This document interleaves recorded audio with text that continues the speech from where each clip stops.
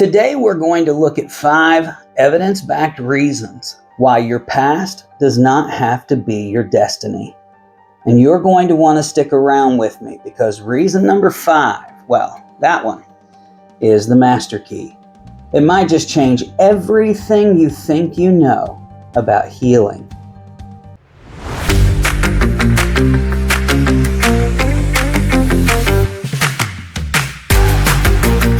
You have a movie that plays in your head on a constant loop. It's not a blockbuster, it's a short film. Maybe just a single searing scene, but it's the story of one moment or season of your life that split everything into before and after. It replays without your permission when you're driving, when you're laying in bed at night trying to go to sleep, when a stranger says an innocent word that happens to be the password to your worst memories. And this movie, well, it feels like a permanent mark, a brand. It whispers that your best days are gone, that your future is just a sad, faded echo of what could have been. But what if all of that is a lie? And not a comforting, hang in there kitten poster on the wall kind of lie, but what if it's a fundamental misunderstanding of how we are built? What if the science itself tells a different story? A story that's actually, shall I say, helpful, hopeful. What if we looked at this with a scientist with clipboards and lab coats sort of way? What if the most painful parts of our life, the stuff you are convinced broke you beyond repair, were never supposed to be a life sentence? What if, and just sit with this for a second, what if they were the bizarre, unlikely, and frankly inconvenient launch pad for something stronger, wiser, a more interesting future? Now it sounds impossible, I know. It sounds like a platitude, but psychology and neuroscience are showing us something radical. You see, your past isn't an anchor weighing you down. It's just data, and data can be reinterpreted. So we have this cultural script for trauma, right? And the best case scenario is what? You get back to zero. You return to the baseline. You get a little sticker that says, I survived, and you just kind of go on. Maybe a little more bruised, a little more jumpy, but fine.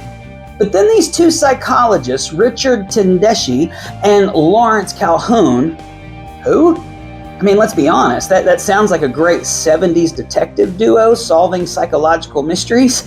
Well, these 2 stumbled upon something else entirely. They noticed that for a lot of people, getting back to zero wasn't the whole story. They called it post-traumatic growth, or PTG. PTG is the positive psychological change people can experience after struggling with a major life crisis or traumatic event. Now, let me be absolutely crystal clear. This is not pretending that the horrible thing that happened to you or the horrible season that you made it through was secretly a gift. Not at all. That event was garbage. Absolute flaming irredeemable trash. The growth doesn't come from the garbage event. It actually comes from the struggle and the aftermath. It comes from the fight. Think about this. If you break a bone, it's a traumatic event for your body. It's painful, limiting, and the healing process is not fun. But the spot where you broke that bone can actually, as it heals and knits itself together, become stronger than it was before. The body in its wisdom adds extra reinforcement around the break. In the same way, fighting through the psychological aftermath of a terrible event can build a new kind of spiritual and emotional strength. Survivors of trauma often report a huge new appreciation for life. A really good cup of coffee on a Tuesday morning can suddenly seem like a profound miracle. Their relationships get deeper because they've learned to cut through the superficial stuff. and they value true connection. They discover a personal strength they never had an idea that they possessed, a resilience that was forged in the fire, not handed to them at birth. And this isn't some rare 1 in a million phenomenon. Studies suggest that up to 70% of trauma survivors report experiencing some form of post-traumatic growth. This isn't toxic positivity. It's not about slapping a smile on your face and pretending you're not in pain. It's the messy, complicated, but surprisingly hopeful reality of being human. It's realizing the very thing you thought destroyed you could become the foundation for a life with more depth, more compassion, and more purpose. Your past becomes a source of wisdom, not just a source of shame. For the longest time, science treated the adult brain like it was a finished piece of furniture from IKEA. You spend your childhood and adolescence assembling it. You build it once in your early 20s. Then you probably mess it up a little because the instructions were confusing, and that's just that, your brain. Forever. The instructions are gone, the little Allen key is lost under the couch, and you probably are stuck with that wobbly Billy bookcase personality for the rest of your life. In the context of trauma, this was a devastating diagnosis. It meant the changes trauma causes in the brain, the hypervigilance, the jumpiness, the constant state of high alert, were now going to be permanent fixtures in your life.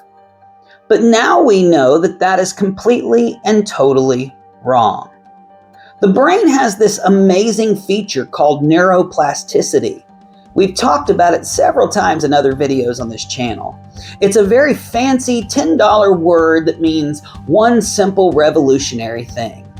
It can change. Your brain is less like a finished table and more like a massive box of Legos. You can take it apart and rebuild it, one brick at a time. When something traumatic happens, your brain does what it's designed to do. It tries to protect you. It's a survival mechanism. Your internal alarm system, a little diamond-shaped region called the amygdala, can go into overdrive. It becomes hypersensitive to threats. And at the same time, the part of your brain responsible for logic and planning, the prefrontal cortex, kind of checks out. It gets deprioritized. It's like your brain's smoke detector, which was designed to save you from a fire, now goes off every time you make toast.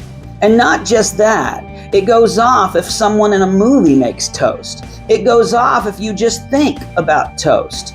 But here's the game-changing part. Those settings aren't permanent. You can recalibrate the smoke detector. Through specific, intentional actions, you can literally rewire your brain. You can forge new neural pathways. Things like mindfulness meditation have become shown to help calm down that overactive amygdala and strengthen the connection to your logical prefrontal cortex. We have meditations on this channel that can help you with that. Exercise is huge for this, promoting the growth of new neurons, especially in the hippocampus, the part of your brain that handles memory and context. Every time you choose a new, healthy way to cope, like taking a deep breath instead of lashing out, you are paving a new road in your brain. You're telling that old, worn-out, trauma-rooted path, hey, we're not using you today. And with enough time and repetition, it gets all overgrown and forgotten, like an abandoned blockbuster video next to a brand new superhighway. Your brain's past is not its destiny. It's just its current configuration. Now we are, at our core, storytelling creatures. It's how we make sense of the chaos of the world. I went to the store today and you'll not believe the line for checkout. We narrate our lives to ourselves and to others constantly. It's how we build our identity. But trauma can hijack your inner narrator. It grabs the microphone, shoves the original storyteller aside, and starts telling one story over and over and over again on a relentless loop. And in that story, you're the permanent victim, or you're the one to blame, or you're the one who is forever broken. And it's a terrible storyteller. There's no nuance, no character development, just that same painful scene again and again and again. But what if you could become the editor of your own story? What if you could take back the microphone? That's exactly what modern evidence-based therapies help you do. Therapies like cognitive processing theory, or CPT, are designed to help you identify those beliefs that got stuck after trauma, what they call stuck points, and hold them up to the light. You learn to ask, wait a minute, is that actually true? For example, a stuck point might be, I'm unsafe everywhere. CPT helps you examine the evidence for and against that belief, not to invalidate your fear, but to create a more balanced and realistic narrative, like, I've been in unsafe situations, but I also know how to create safety for myself now. Studies show it's one of the most effective ways to treat PTSD because it systematically dismantles the distorted story trauma tells. Then there's an approach called narrative therapy, which is so incredibly empowering. The core idea is simple but profound. The person is not the problem is the problem. This therapy helps you externalize the trauma to separate your identity from it. It's a shift from I'm a traumatized person, which feels like a permanent state of being, to I am a person who is dealing with the effects of this separate thing called trauma. See the difference? One is who you are, the other is something that you are facing.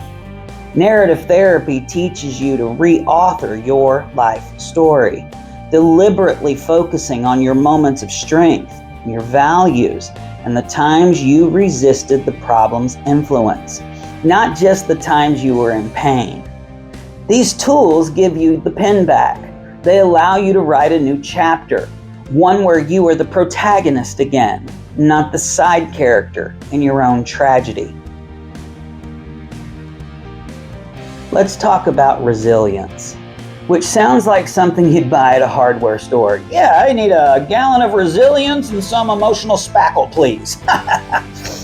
We tend to think of it as this innate quality that some people just have, like perfect pitch or being good at parallel parking. You're either born with it or you're not, but that's not it at all. Resilience is not a trait, it's a skill. It's a muscle. And just like any other muscle, you have to go to the emotional gym to build it. It requires practice. Therapy is the roadmap, but your daily practices are the actual steps you take on that road. One of the main exercises in the resilience gym is mindfulness. I know, it can sound very yoga instructor who just got back from Bali, but at its core, all it really is being here. Right now, in the present, in this moment, and not judging yourself for it. For someone whose brain is constantly being dragged into the past by triggers and memories, this is a revolutionary act. It creates a tiny but critical pause, a little bit of space between a trigger and your automatic reaction. And in that space, you find freedom. You find the ability to choose a different response. Another powerhouse tool is self-compassion. After something bad happens, a little voice in your head, your inner critic, can become a real jerk, a relentless, cruel heckler. Self-compassion is the practice of learning to tell that voice, hey, thank you for your input, but could you please be nice?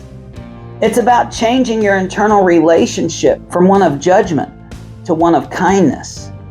Research from experts like Dr. Kristen Neff shows it's a huge factor in reducing anxiety and depression and that shame that often occurs with trauma. It's about learning to treat yourself the way you'd treat a dear friend who's suffering. You wouldn't tell your friend, "You're so stupid for feeling this way." You'd say, "This is hard. It makes sense that you're hurting. I'm here for you." Learning to direct that same warmth and support inward feels like a total game changer, because it is. These aren't just fluffy add-ons, they are essential, concrete strategies for taking back control of your own nervous system and, by extension, your life. Okay, so here it is. Reason number 5, and this is a big one. This is the one that underpins all of the others. I hope you're ready for this. This is the move that changes the whole game. The single reason that your past doesn't get final say on your future is because your healing starts the second you decide to stop being quiet about it. Trauma is like a gremlin. It thrives in darkness, in silence, and in isolation. Its primary survival strategy is to make you believe that you're the only one, that you're broken, and in some unique, unfixable way that no one else could possibly understand. It wants you to feel shame, and shame is the most powerful antiseptic for the soul. It keeps you silent and stuck, and the minute you turn on the light, the minute you say the words out loud to someone you trust, it starts to shrink. It begins to lose its power. We now know from decades of research and shared human experience that trauma is nearly a universal part of life. And your brain's reaction to it isn't a flaw. It's a feature. It's a normal response to an abnormal event. Realizing that your struggle isn't a sign of personal failure is profoundly liberating. Sharing your story in a safe place where you are believed and validated can be incredibly healing. It takes an incredible amount of courage, but it's the critical turning point. It's the moment you stop letting the past happen to you on an endless loop and you start actively shaping what happens next. Acknowledging what happened isn't admitting defeat. It's the ultimate act of taking back your power. So look, the past happened. It's real. The memories might always be there, like some kind of eccentric relative that you only see on the holidays. You can't just delete them from your family tree. I've tried. But they don't have to be the main character in your story anymore. They don't have to sit at the head of the table. They can be the backstory.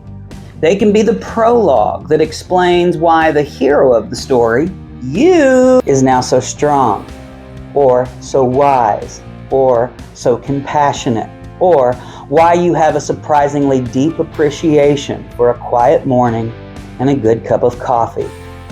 Your past doesn't have to be a life sentence. It can be a reference point. Your brain can literally channel its structure and its habits. You can either become the editor, the author of your own story. You can build your own strength, one intentional practice at a time. And most importantly, you are not and have never been alone in this struggle. The worst things that happen to us don't have to be the end of the story. Sometimes they're just the gritty, painful, and ultimately powerful beginning of our true strength. You're the author of your story, and the next chapter is unwritten. So go write it. If you want my help getting free from childhood trauma, check out the description below for a link to a worksheet that's designed just for you. This free tool will walk you through practical steps to break free from these habits once and for all. And if you want to keep moving forward, check out my video on 7 signs you're still stuck in survival mode and how to get free. It's packed with practical tips and, of course, a few embarrassing stories from my life, because apparently my life is a cautionary tale that somehow turned into a success story. Don't forget to like this video if it helped you realize you're not the only one figuring it out as you go. And subscribe for more how to adult when your childhood forgot to teach you content. And then let me know in the comments which sign hit home for you. I read every comment, and I promise not to judge your Netflix habits, as long as you don't judge mine.